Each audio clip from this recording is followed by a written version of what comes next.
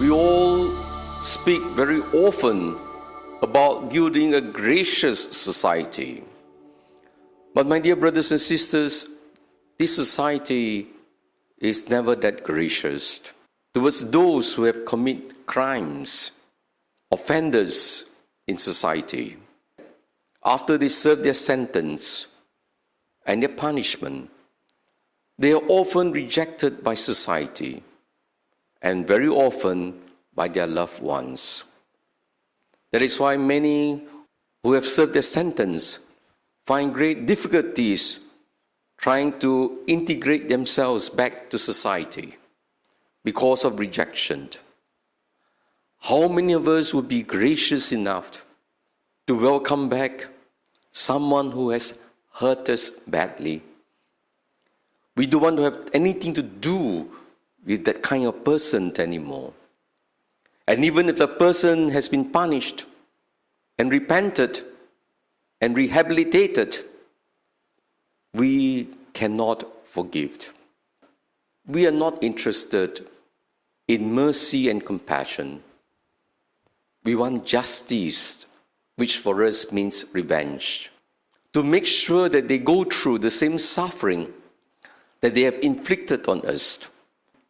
We want to see them suffer for the rest of their lives because we are carrying the wounds of their mistakes. God is always merciful. God welcomes us back. He's a gracious God. God delights in showing mercy. And not only that, once He forgives us, we are told, He tread down our faults to the bottom of the sea, threw all our sins away. Love does not keep a record of wrongs. That is the way God deals with us. And we are invited, my dear brothers and sisters, to do the same. But how can we act like God? That is why it is very important that when we are dealing with offenders and criminals and sinners, we must remember that knowing the right thing does not mean one can do it. And particularly so, if it concerns our broken nature.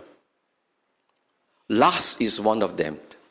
That is why in spite of the severe penalty, the number of sexual crimes are still climbing. Knowing that it is the wrong thing and the severe penalty does not always bring about deterrence because the sin is in man. With a promiscuous society, it is very difficult not to be contaminated, not just in our heart, in our mind, towards a promiscuous way of life. And when the time comes, it is the broken nature in us that will act, even though we know it is wrong. Unlike stealing, unlike other crimes, where it is premeditated, not all sexual crimes are premeditated. Of course, many are as well. But it is because the mind is contaminated. My dear brothers and sisters, the gospel makes it clear. When someone is dead and come back to life, we must welcome him. When he is lost and is found, we should rejoice. Let us be generous, be magnanimous.